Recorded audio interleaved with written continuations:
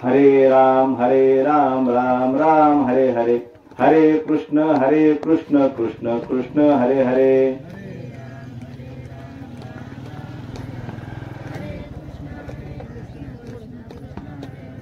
हरे राम राम राम हरे हरे, हरे कृष्ण कृष्ण कृष्ण हरे हरे.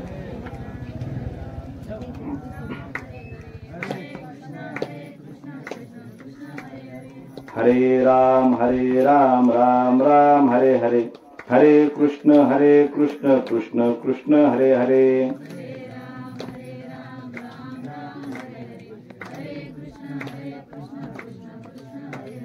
हरे राम राम राम हरे हरे, हरे कृष्ण कृष्ण कृष्ण हरे हरे.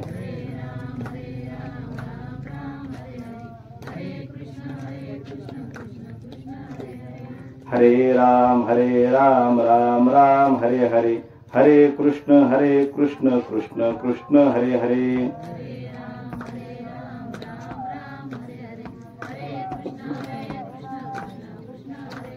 हरे राम राम राम हरे हरे, हरे कृष्ण कृष्ण कृष्ण हरे हरे.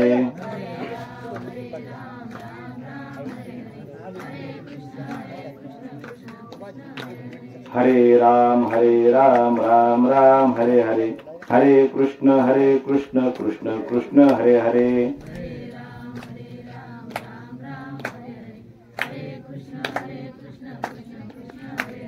बोला पुंडलिकावरदा विठ्ठल श्री ज्ञानदेव तुकाराम, पंढरीनाथ भगवान की जय, माऊली ज्ञानेश्वर महाराज की जय, जगद्गुरु तुकाराम महाराज की जय, सद्गुरु शेख मोहम्मद महाराज की जय, आत्माराम गिरी महाराज की जय, सब संतन की जय. गुरुर् ब्रह्मा गुरुर्विष्णू गुरुर्देव महेश्वरा, गुरुर साक्षात परब्रह्म तस्मै श्री गुरुवे नमः.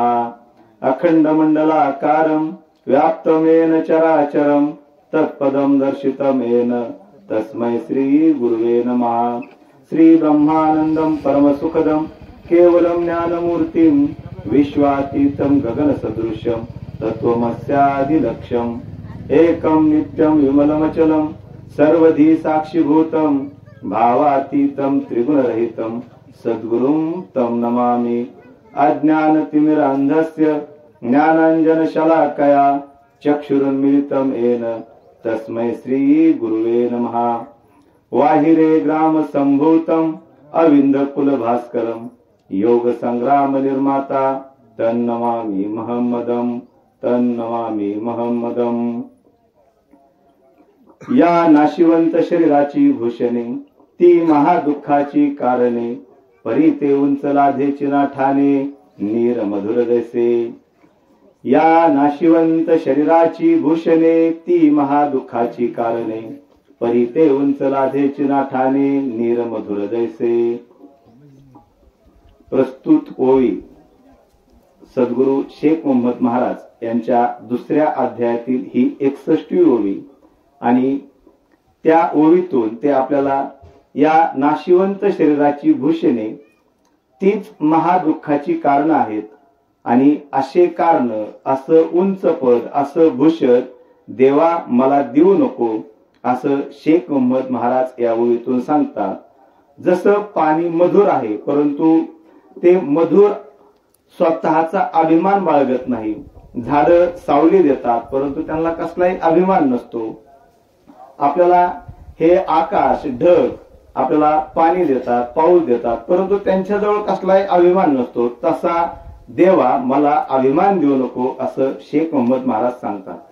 आज ज्यांचं प्रथम पुण्यस्मरण आहे असे कैलासवासी बाबासाहेब दत्तू गावडे आणि त्यांच्या पाठीमागे असणारा त्यांचा परिवार, अरुणाताई बाबासाहेब गावडे, त्यांचा मुलगा ओंकार, भाऊ मोहन दत्तू गावडे, असा एक हसता खेळता परिवार. आणि त्यांच्यातून एखादी व्यक्ती गेल्यानंतर 1 वर्ष निघून जातं, आणि 1 वर्ष गेल्यानंतरच हे येणारं पहिलं प्रथम पुण्यस्मरण खऱ्या अर्थाने आपल्यातून एक माणूस निघून जातो, पहा, निसर्गाचा नियम आहे, जो जन्माला आला तो एक दिवस जाणारच आहे आणि त्याला कुणीही अपवाद नाही. म्हणजे प्रत्येक जण जाणार आहे, परंतु जो गेलेला आहे तो विचाराने, त्यांच्या कार्याने, तो आपल्या कुटुंबात असतो, आपल्या समाजात असतो, कारण तो जिवंत, तो विचाराने असतो.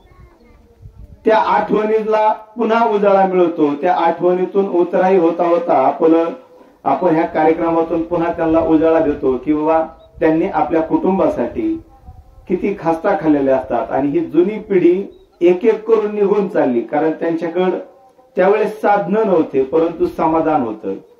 ते पूर्वीच्या काळातले आनंदी लोक होते, परंतु आज त्या विचाराची आज खरोखर गरज आहे. आणि पुन्हा आपण त्या ओवीकडे येऊया. नाशिवंत शरीराची भूषणे ती महादुःखाची कारणे, परी उंच लाधेची ना ठाणे, नीर मधुर जैसे.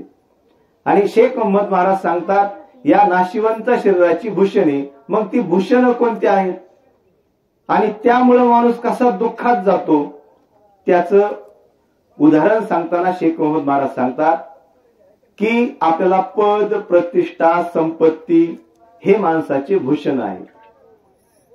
आपल्याला मनासारखं घर नाही मिळालं, आपल्याला असंच घर पाहिजे, ते भूषण माणसाला पाहिजे असतं, कारण त्याला ते समाजात मिरवायचं असतं. त्याच्याकडे भरपूर पैसा हवा असतो आणि त्याच्यासाठी तो पळत राहतो आणि ते जर नाही मिळालं तर तो दुःखी राहतो. आपल्याला गळ्यात सोनं पाहिजे असतं महिलांना, आणि एवढं 2 तोळे 4 तोळे त्यांचं काय अपेक्षा, परंतु ते जर नाही मिळालं आपण दुःखी होतो. म्हणजे आपल्या दुःखाची कारण कोणती, की या नाशिवंत शरीराची भूषणे ती महादुःखाची कारणे. म्हणजे या शरीराला जे जे लागतंय ते जर नाही मिळालं तर आपण दुःखी होतो, आणि तेच खऱ्या अर्थाने महादुःखाचे कारणे होतात. आणि खऱ्या अर्थाने आपण दुःखी जीवन जगत राहतो. एवढं सारं कष्ट करतो, परंतु आनंद आपल्याला न घेता आपण दुःखात जातो. म्हणजे भविष्याची काळजी. आपण एकतर काय करतो, भूतकाळाला उघडीत बसतो. भूतकाळात असं असं झालं नसतं तर आजची परिस्थिती अशी असते, किंवा आपल्याला भविष्यात काय करायचंय त्यासाठी आपण आज जगतो, परंतु आजचा दिवस आपण जगणं गरजेचं असतं. आणि आजचा दिवस न जगता एकतर माणूस भूतकाळात जगतो किंवा भविष्याचा विचार करतो, परंतु तो आजच्या दिवसाचा, वर्तमानाचा विचार करत नाही, त्यामुळे तो दुःखी होतो. आता जसा जसा वेळ जाईल दुःखाचे कारण हे कधी उरकत आहे, लगेच मनात येतात. ज्याला गडबड आहे त्याला वाटतं लवकर उरकून जर गेलं तर आपल्याला पुढची काळजी लगेच, इथून गेल्यानंतर मला हे करायचंय. म्हणजे तो त्या विचार चक्रात गुंतलेला असतो. आणि खऱ्या अर्थाने हेच माणसाच्या नाशिवंत देहाची जी भूषणं आहेत त्यामुळे तो दुःखी राहतो. आणि मग त्या भूषणा कोणती, तर आपल्याला शेख मोहम्मद महाराज वेळोवेळी सांगतात की नाशिवंत शरीराची जी भूषणं आहेत, पद, प्रतिष्ठा, संपत्ती असेल, कोणासंग तुलना केलेली असेल, परंतु आणखीन दुःखाची काही कारणं सांगितली आहेत. माणूस जन्माला येतो त्यावेळेस सुद्धा तो दुःखात असतो. आणि दुःखात कसा असतो, ज्या वेळेस तो गर्भात असतो त्यावेळेस त्याचा सोहम चालू असतो. आणि सोहम याचा अर्थ मी तोच आहे, तो मीच आहे, मी भगवंत स्वरूप आहे, ही सोहम धारणा असते. आणि ज्या वेळेस जन्माला येतो त्यावेळेस तो कोहम, मी कोण आहे हा प्रश्न विचारतो. आणि त्यावेळेस त्याचा श्वास चालू झाला की श्वास आपल्याला वेळोवेळी जाणीव करून देतो की मी त्या भगवंताचं स्वरूप आहे, मी भगवंत स्वरूपच आहे, मी भगवंताचा अंश आहे. पहा, आताही आपला श्वास चालू आहे, आणि ज्या वेळेस आपण श्वास घेतो त्यावेळेस सो, आणि ज्या वेळेस सोडतो ती हम. म्हणजे सोहम बोध ज्याला म्हणतो तो हाच असतो. श्वास घेताना सो आणि सोडताना हम असतो. आणि तो श्वास आपल्याला सांगतो की तू त्या भगवंताचं स्वरूप आहे. जीव आणि शिव एक आहे, आत्मा आणि परमात्मा एकच आहे. अहम ब्रह्मास्मी, मीच ब्रह्म आहे. काही पंथांची एक संकल्पना आहे, अहम ब्रह्मास्मी, मीच ब्रह्म आहे. मग एखाद्याला सांगितलं मी ब्रह्म आहे, तर तो म्हणे तू कुठं ब्रह्म असतो का? आणि मग हा दररोजचा सोहम काय सांगतोय, अरे तूच ब्रह्म आहे, परंतु तुला कळलं नाही मी कोण आहे. आणि हा मी कोण आहे जोपर्यंत कळत नाही तोपर्यंत आपली ही दयनीय अवस्था चालूच राहते. आता हे दुःखाचं कारण की मी कोण आहे हे न कळणं. आणि पहा, एक राजा होता आणि त्या राजाला एक सवय होती, त्याच्या राजदरबारात बरेचसे संन्यासी होते आणि खूप संन्यासी असल्यामुळं यायचे, राजांबरोबर गप्पा मारायचे. आणि जसा संन्यासी भर दरबारात उभे राहिले, काही कामानिमित्त आले आणि काही काम सांगायचे अगोदर राजा म्हणायचा मला देव दाखव म्हणायचे. संन्यासी विचार करायचा देव कसा दाखवायचा. आता प्रश्न तर पडला की प्रत्येक संन्यासी यायचा, राजाजवळ काही आला की राजा पहिला प्रश्न काय विचारायचा, मला काय करा, तुम्ही देव दाखवा. आता ते हतबल झाले, कारण ते वेद सांगायचे, पुराण सांगायचे, सगळं सांगायचे, परंतु आता देव दाखवायचा कसा, हा सगळ्यांपुढे एक मोठा यक्ष प्रश्न होता. आपल्यालाही सांगितलं की देव दाखवा. एखाद्या महाराजाला म्हणतो आता एवढं करतो तर मग देव कुठं आहे. आता प्रत्येकाच्या मनात तोच प्रश्न असतो की नेमकं देव कुठं आहे. आणि त्या संन्यासी सांगायचे, गीता सांगायचे, पुराण सांगायचे, शास्त्रातले उदाहरणं सांगायचे, असे नाही असा देव आहे, असं असं वर्णन आहे. ते म्हणायचं मला पुराण सांगू नका, मला प्रत्यक्ष देव दाखवा. आता पंचायत. असे खूप दिवस गेल्यानंतर एक नवीन संन्यासी त्यांच्या राजदरबारात येतो. राजदरबारात आल्यानंतर सगळ्यांना जो प्रश्न विचारला जायचा तोच प्रश्न त्या संन्यासाला विचारला की मला दुसरं काही सांगू नको, मला देव पाहिजे आणि मला देव दाखव. राजाला वाटलं हे बी काहीतरी सांगन, वेद सांगन, पुराण सांगन, गीता सांगन, काहीतरी नवीन काहीतरी सांगन आणि ह्यांनी जे सांगितलंय तेच सांगन. परंतु तो संन्यासी म्हटला देव आत्ता दाखवू का नंतर दाखवू. पहिल्यांदाच असा प्रश्न त्याला पडला होता की राजाही संभ्रमात पडला.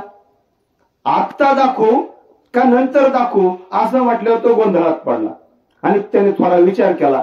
तो म्हटला मला आत्ता दाखव म्हटला. त्याला वाटलं असं म्हटल्यावर आता तरी संन्यासी गप्प बसत. संन्यासी म्हटला आता कुठेही जायचं म्हटलं ते मला अगोदर देवाची परवानगी काढावं लागेल. नेमकं देवाला कोण भेटत आहे, मला अगोदर तुझा पत्ता लिहून दे म्हटलं. मग राजाने दिलं, मी ह्या राज्याचा अमुक अमुक राजा आहे, माझे एवढे म्हणजे प्रधान सैनिक आहे, माझं मी या राज्याचा सम्राट आहे, असा पत्ता लिहून दिला. आणि पत्ता लिहून दिल्यानंतर त्याने त्या संन्यासाकडे दिला. संन्यासी म्हटला ठीक आहे, तुम्ही आत्ता राजा आहे, आत्ता राजा म्हणून पत्ता लिहून दिलाय, परंतु एक निसर्गाचा नियम आहे, कुणाची परिस्थिती कधी बदलून सांगता येत नाही. मग राजाचा रंक होतो, रंकाचा राजा होतो, हाच पत्ता कायमस्वरूपी राहील ही कशावरून. आणि राजा साहेब तुम्ही जर भिकारी झाला काही दिवसांनी तर तो म्हटला भिकारी जरी झालो तरी मी आहे ना, तो मीच आहे. बर ठीक आहे म्हटला. पुन्हा संन्यासीने पुढचा प्रश्न विचारला, समजा तुम्ही भिकारी झाले तरी तो तुम्हीच आहे आणि तुमचं नाव बदललं, आता आपलं नाव बदलून बघा, आता कोण आहे. राजा म्हटला तरी मीच राहणार आहे. मग संन्यासीने पुढचा प्रश्न विचारला, मग राजासाहेब हा मी कोण आहे. राजा निरुत्तर झाला, मी कोण आहे. आणि संन्यासीने सांगितलं जोपर्यंत मी कोण आहे याचा शोध लागत नाही तोपर्यंत देव भेटत नाही. आणि मग राजाने त्या सोहमबोधाचा अर्थ जाणून घेतला. मी कोण आहे यासाठी त्याने तपश्चर्या केली आणि एक दिवस असं झालं, हा जीव आणि शिव एकच आहे, ही सगळी सृष्टी भगवंतमय आहे, हे चराचर भगवंताने व्यापलेलं आहे. जीव आणि शिव वेगळा नाही, आत्मा आणि परमात्मा वेगळा नाही, आणि हा देव असा विशिष्ट आकार नाही, तो चराचर ज्याने व्यापला आहे तो भगवंत आहे। याची जाणीव ज्या दिवशी होते त्या दिवशी आपल्याला सगळ्यांमध्ये भगवंत दिसतो। पहा, सगळ्यांमध्ये तेच तत्व आहे आणि मग जर आत्मतत्व सगळ्यांमध्ये आहे, तो जीव सगळ्यांमध्ये आहे आणि सगळे जर भगवंत स्वरूप आहे, ह्या दिवशी ज्या दिवशी आपल्याला कळलं त्या दिवशी आपण एकमेकांशी चांगलं वागायला सुरुवात करतो, कारण सगळ्यांमध्ये ते भगवंत तत्व आहे। परंतु आपण त्या गोष्टीला विसरतो आणि विसरल्यामुळं आपण दुःख भोगतो आणि मग या नाशिवंत शरीराची भूषणे ती महादुःखाची कारणे आणि या नाशिवंत शरीराची जी भूषण आहेत त्यात गुंततो आणि मी कोण आहे याचा आपल्याला आयुष्यभर शोध लागत नाही। पहा, बऱ्याचशा अशा ध्यान धारणा आहेत, आपण आपल्यासाठी कधी वेळ काढतो का? कधी आपल्या श्वासावर कधी लक्ष दिलंय का आपण? पहा, माणसाचं जीवन हे आपल्या श्वासावर अवलंबून असतं। पहा, सगळ्यात कमी श्वास घेणारा प्राणी असतो कुत्रा, म्हणजे फास्ट श्वास घेतो तो, मिनिटाला 50 ते 60 श्वास घेतो आणि 11 ते 15 वर्ष तो जगतो। जेवढे वेगाने श्वास तेवढा मृत्यू लवकर।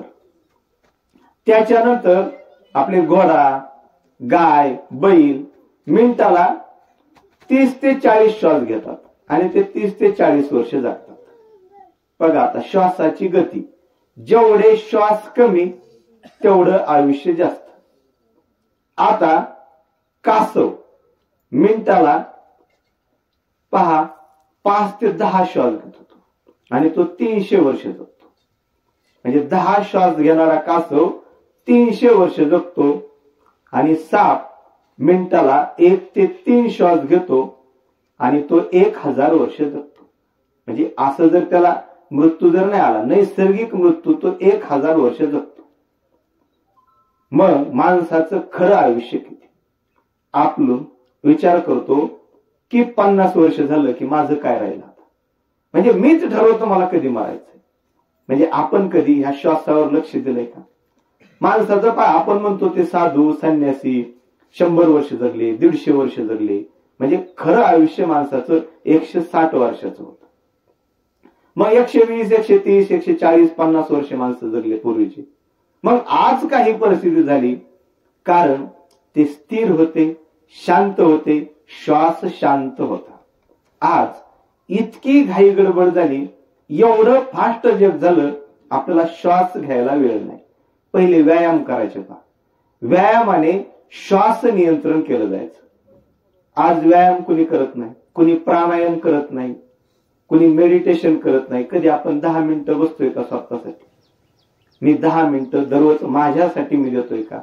की डोळे बंद करून बसलोय?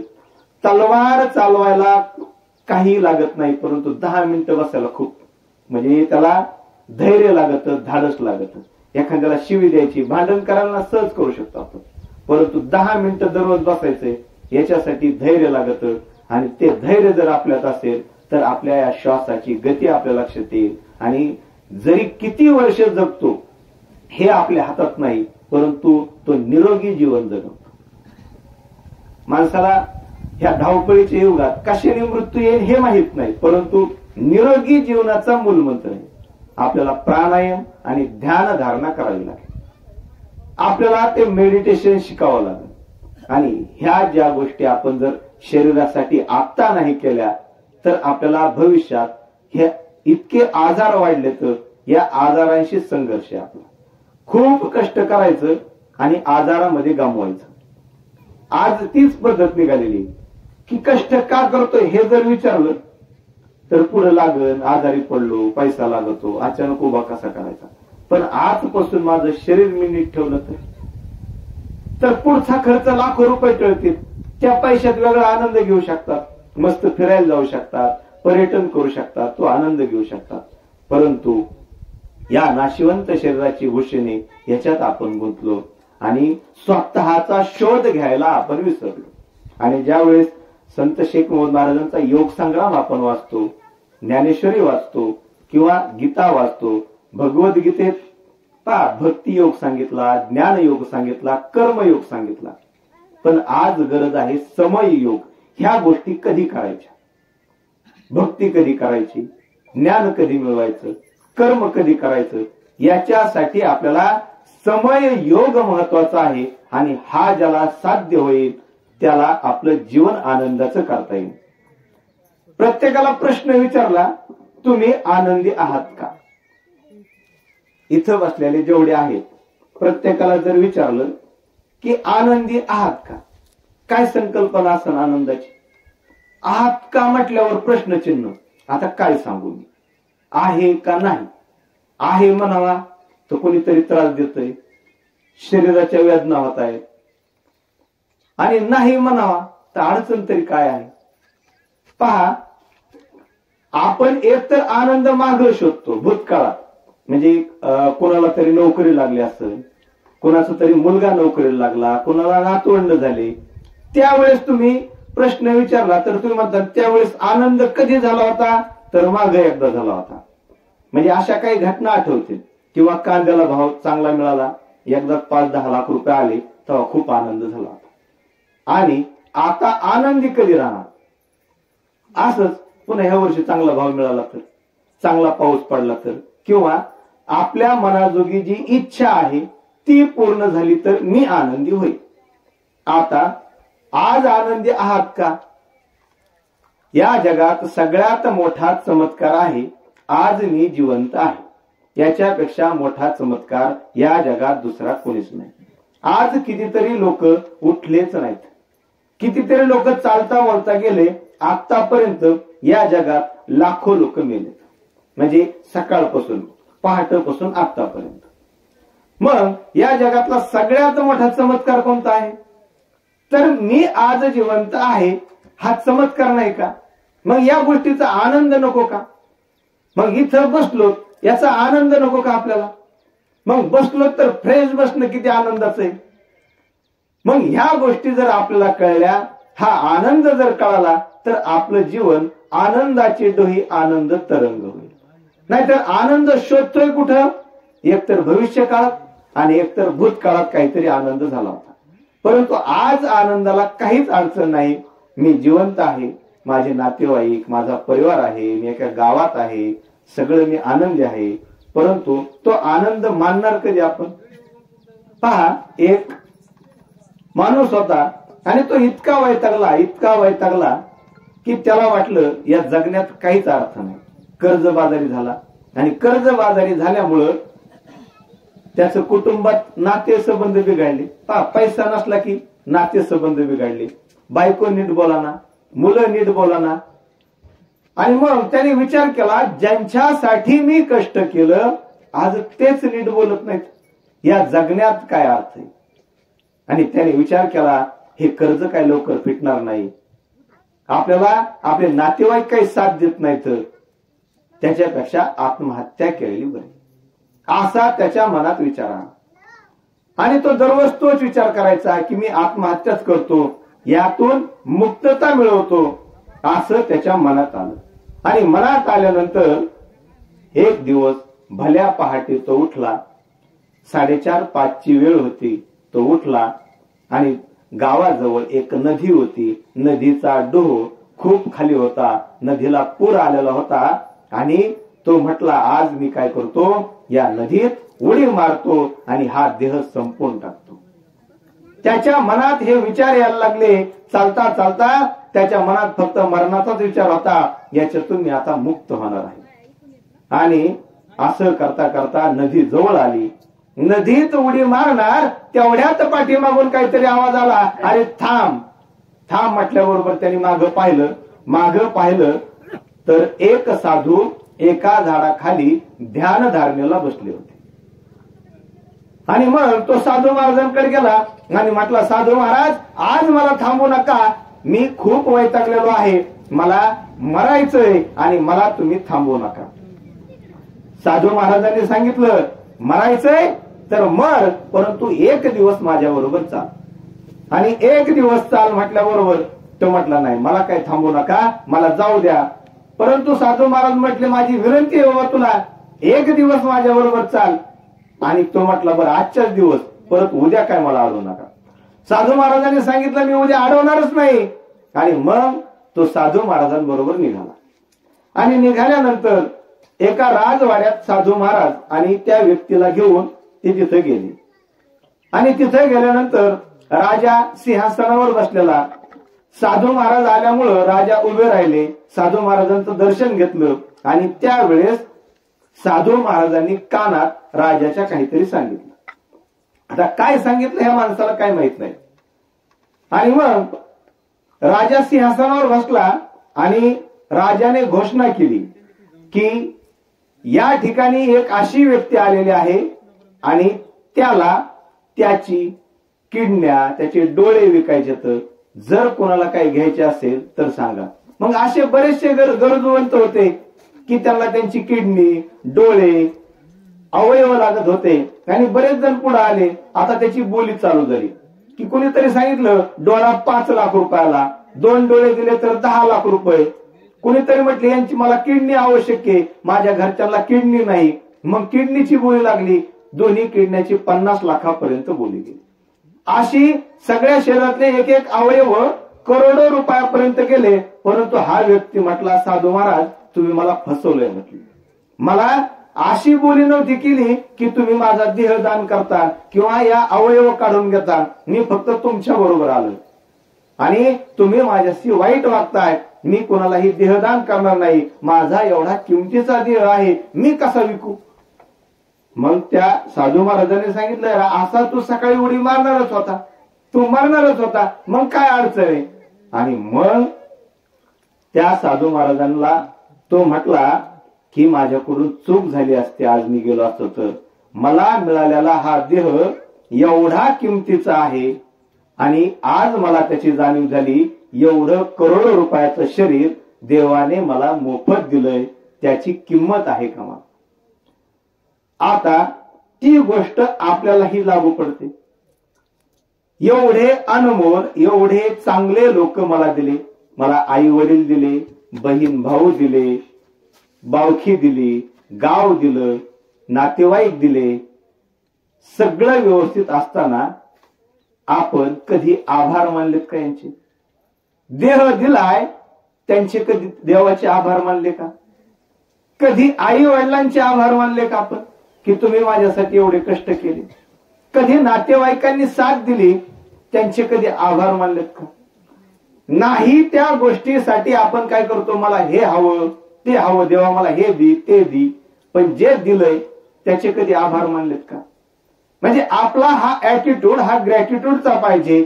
आभार भावनेत जर जगलो, जे आहे त्याच्या अगोदर आभार माना, जे नाही ते मिळेल. आणि सगळी रचना त्याच्यासाठी येतात. जो जे वांछिल तो ते लाभ, ते सगळं मिळतं आपल्याला.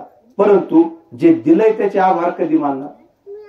मिळालेल्या शरीराचे आभार माना, मिळालेल्या आई वडिलांचे, नातेवाईकांची, ही भगवंताची रचना आहे.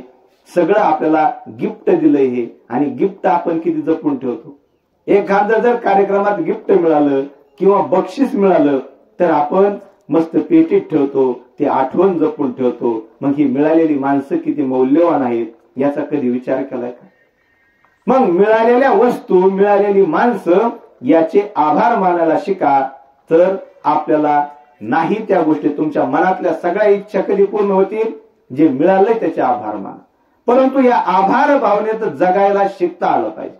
उठलं की पहिलं त्या भगवंताचे आभार माना, आजचा दिवस मला दिला. आपल्याला चांगलं घर असतं पहा, पण आपलं काय झालं, आपण तुलनात्मक जगतो की याचं एवढं आहे म्हणून मला तेवढं पाहिजे, त्याचं असं आहे म्हणून मला तसंच पाहिजे. आणि या तुलनामुळं आपली गोंधळ झालेला आहे. पहा जगण्यासाठी साधनं कमी लागतात, परंतु मला तुलना म्हणजे बावखीत मला सगळ्यात मोठं घर पाहिजे, मग माझा थोडा रुबाब पाहिजे. मग ह्या तुलनामुळं आपण काय करतो, गोंधळात पडतो. म्हणजे मला पाहिजे तशीच साडी पाहिजे, म्हणजे दुसरीने घेतली तिची 500ची असली मला 1000चीच पाहिजे. कपडे मला त्याच उंचीचे पाहिजे. पहा आपल्या प्रयत्नाने जितकं चांगलं करता येईल, जीवन जगता येईल तेवढं जगा ना. परंतु होतं काय, मी दुसऱ्या संग तुलना करतो आणि मी दुःखात जातो. आणि दुःखाचं कारण आहे पुन्हा एक तुलना. म्हणून कोणाशीही तुलना करून जगू नका. ज्या दिवशी तुलना चालू झाली त्या दिवसापासून आपल्याला दुःख सुरू झालं. आणि म्हणून हे तुलना करून जगणं सोडा, आपलं जीवन आनंदीच आहे. प्रत्येकाला जरी प्रश्न विचारला, आपला जन्म कशासाठी झाला, याचं काय उत्तर आहे आपल्याला? म्हणजे हा जन्म कशासाठी आहे नेमका, म्हणजे याचंही उत्तर नाही. आपण लगेच कन्फ्युज होतो की अरे कशाला आलोय, नेमकं काम करायला आलोय, राबाय आलोय, कष्ट करायला आलोय, नेमकं आलोय कशाला मी? आणि जर ह्या गोष्टी मला कळल्या नाही, माझा जन्म कशासाठी आहे, तर हा जन्म आहे आपला आनंदासाठी. डोळे चांगल्या गोष्टी पाहण्यासाठी आहे, कान चांगलं ऐकण्यासाठी आहे. आणि मग हे जे अवयव दिले तर प्रत्येकाचा उपभोग आनंद घ्यायचा आहे आणि हा आनंद उपभोगायचा आहे. हे हात देण्यासाठी आहे. देणाऱ्याने देत जावे आणि घेणाऱ्याने घेत राहावे. पण देता देता म्हणजे घेणाऱ्याचे हातही घ्यावे. म्हणजे हस्तस्य भूषणम दान, कंठस्य भूषणम सत्य, श्रोत्रस्य भूषणम शास्त्र, भूषणम की प्रयोजन. म्हणजे या हाताचं भूषण दान आहे, कंठाचं भूषण सत्य आहे आणि या कानाचं भूषण चांगली वचन ऐकणं आहे. इतर भूषणाची आवश्यकता नाही. आणि मग शेख मोहम्मद महाराज तर सांगतात, या नाशिवंत शरीराची भूषणे ती महादुःखाची कारणे. आणि मग आपल्याला भूषण कोणतं पाहिजे? हस्तस्य भूषणम दान, सत्य कंठस्य भूषणम आणि श्रोत्रस्य भूषणम शास्त्र. हे जर असेल तर आपलं जीवन चांगलं जाईल. परंतु हे भूषण आहे का? देताना आपण किती विचार करतो एखाद्याला, आणि ज्या दिवशी देताना आपल्या मनात नको नको ते विचार, देऊ का नको, देऊ का नको. पहा, झाड दरवेळेस आपल्याला फळं देतात, त्याला दरवर्षी भरभरून येतं. पहा, देणाऱ्याकडे भरभरून येतं. म्हणजे देतो तो देव, राखतो तो राक्षस, असं म्हटलं जातं. म्हणजे राखण्याची वृत्ती कोणाची? राक्षसी वृत्ती असते. आणि देणारा कोण असतो? देव असतो. म्हणून आपण त्या भगवंताचे अंश आहोत. भगवंत स्वरूप आहे. चराचरी भगवंत असेल तर माझाही गुण काय पाहिजे? देणाराचा पाहिजे. मग देणाराचा मग पैसा द्यायचा आहे का? ज्याच्याकडे चांगले शब्द आहेत, चांगले शब्द द्या. एखाद्याला आधार द्या. नातेवाईकांना प्रेमाने बोला, सगळ्यांशी गोड बोला. पहा, पैशापेक्षा आपले शब्द खूप महत्वाचे आहेत.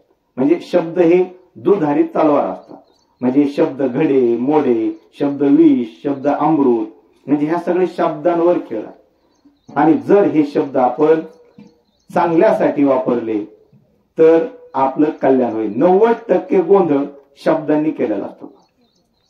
म्हणून हे शब्द जेवढे आपण जपून वापरतो तेवढं आपण आनंदाने जीवन जगू शकतो आणि आनंदही देऊ शकतो.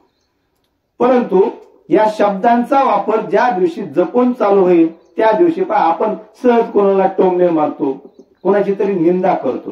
निंदा काय प्रकारे माहितीये का? की तो वाईट आहे म्हणजे त्याचं वाईट वाईट वाईट म्हणायचं, मग नकळत मी किती चांगला आहे हे करण्यासाठी दुसऱ्याची निंदा केली जाते. आणि शेख मोहम्मद महाराज म्हणतात, निंदा करा मोल घ्या. म्हणजे जशी निंदा करता तसं मोल तुम्हाला मिळेल.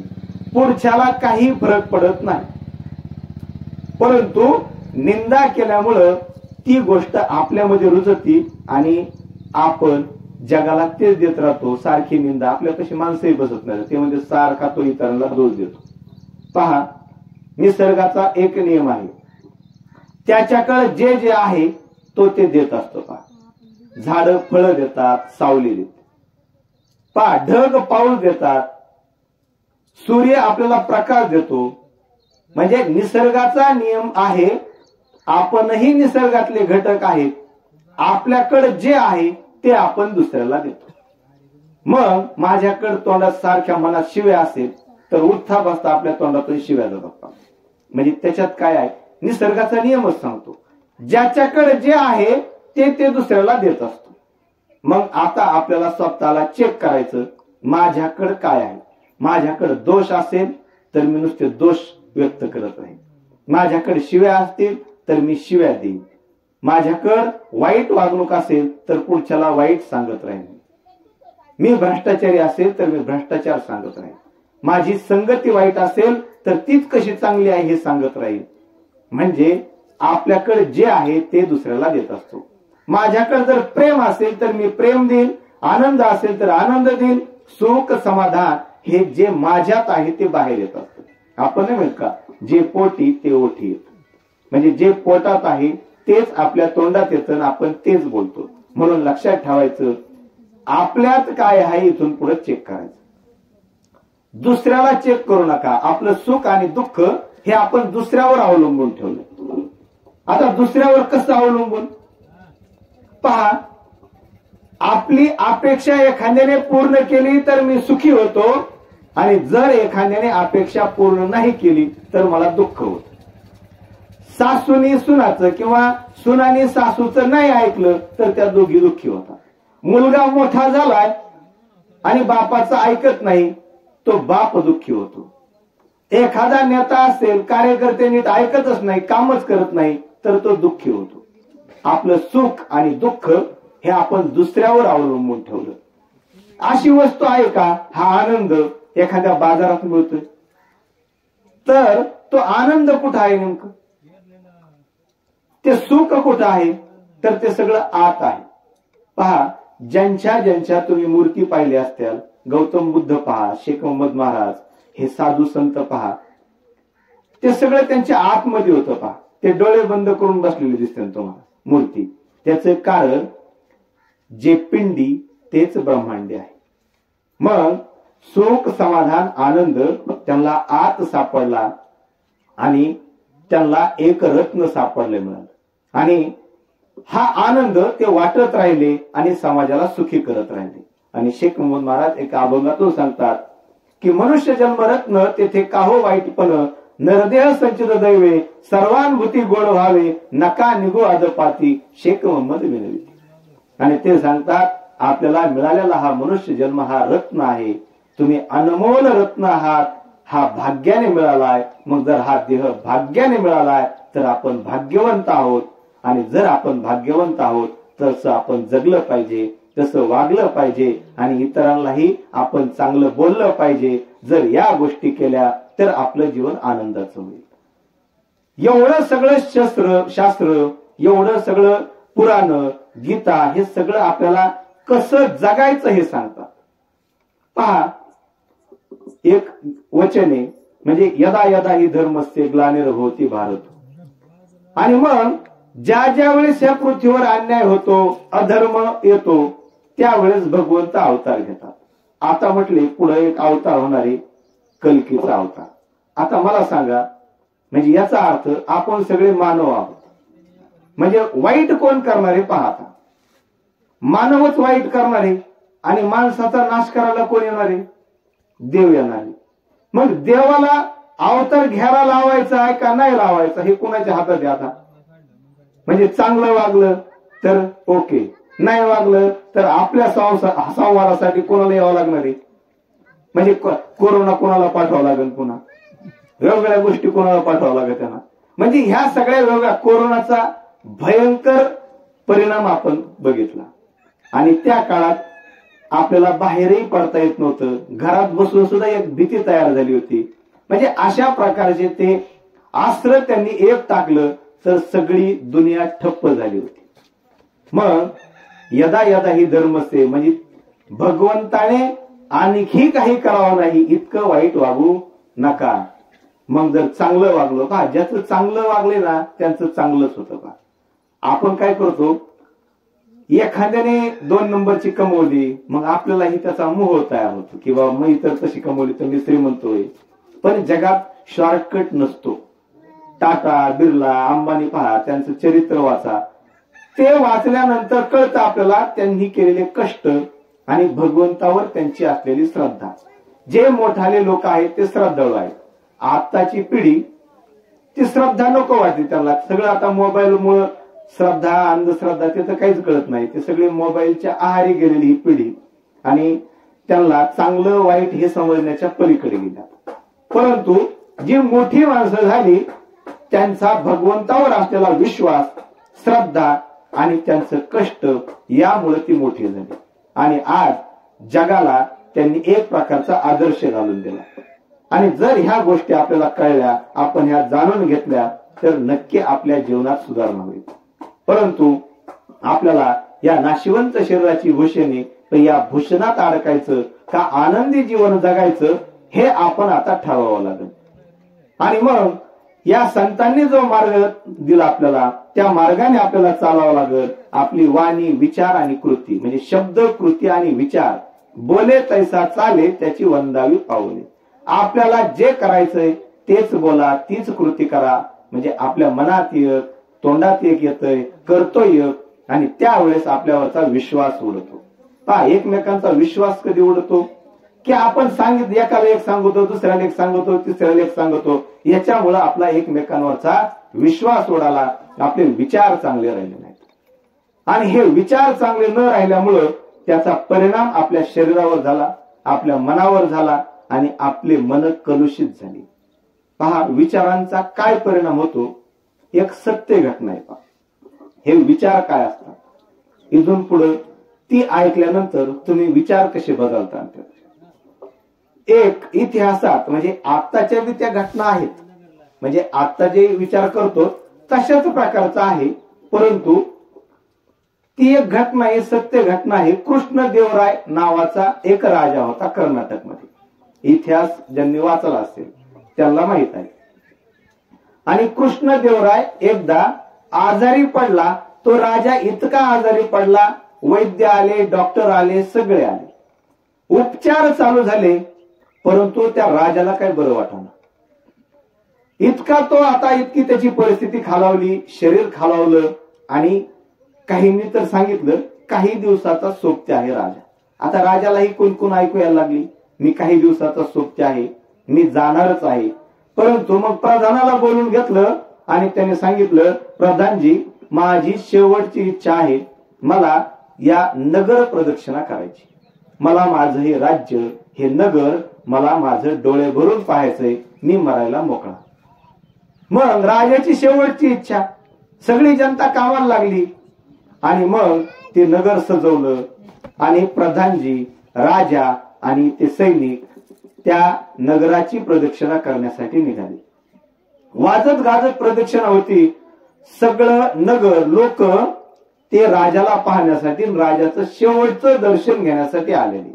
आता सगळीकडे बातमी पसरलेली की राजा आजारी आहे, मरणारच आहे.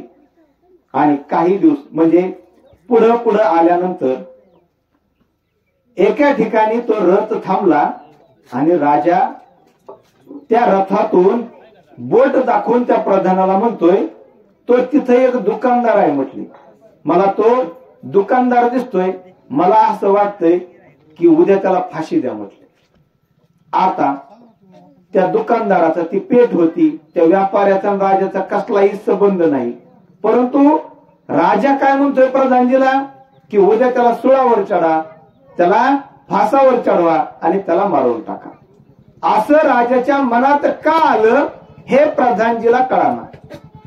आता ती नगर प्रदक्षिणा संपली, राजा राजवाड्यात गेला आणि तिथं आराम करत बसला. पण प्रधानजीच्या मनात गोंधळ, राजाने असं का म्हटलं असेल की त्याला सुळावर चढा.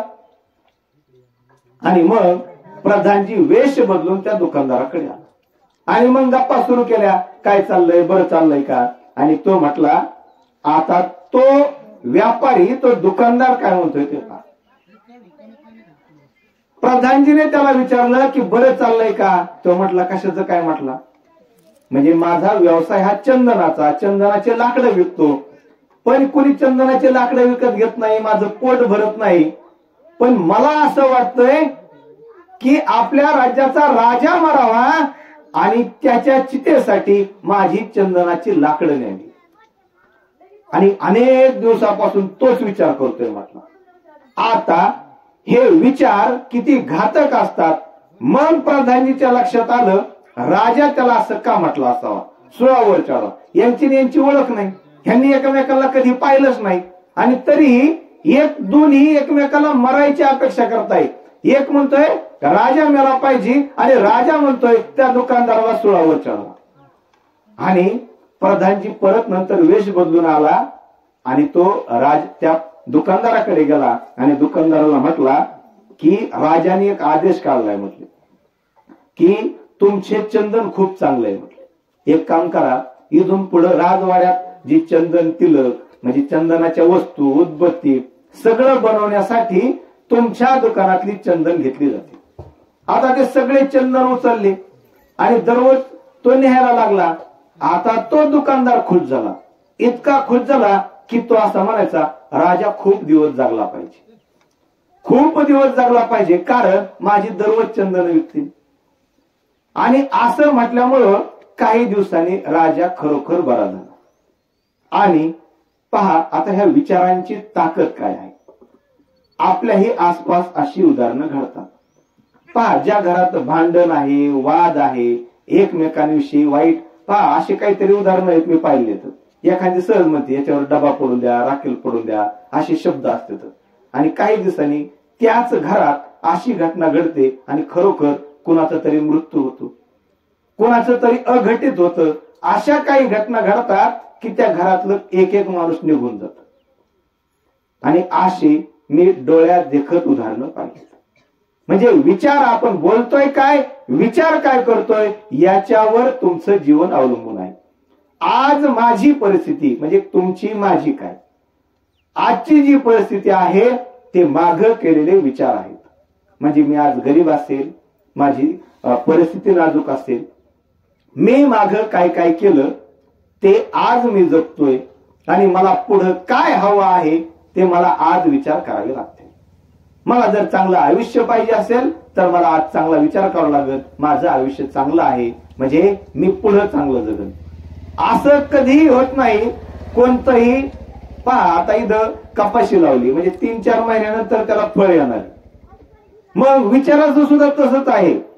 आत्ता केले तर काही दिवसांनी त्याला चांगले फळ येते. मग जसं कर्म तसं फळ आणि जसे विचार आहेत ना तसंच आपलं जीवन आहे. मग हा कर्म सिद्धांत आहे. फक्त हाताने काम करणं म्हणजे कर्म नाही, विचार सुद्धा त्यात आले पाहिजे. नाहीतर विचार एक करतोय आणि कृती एक करतोय, या गोष्टीमुळे आपला गोंधळ होतो आणि आपल्याला विचार चांगले करावे लागते.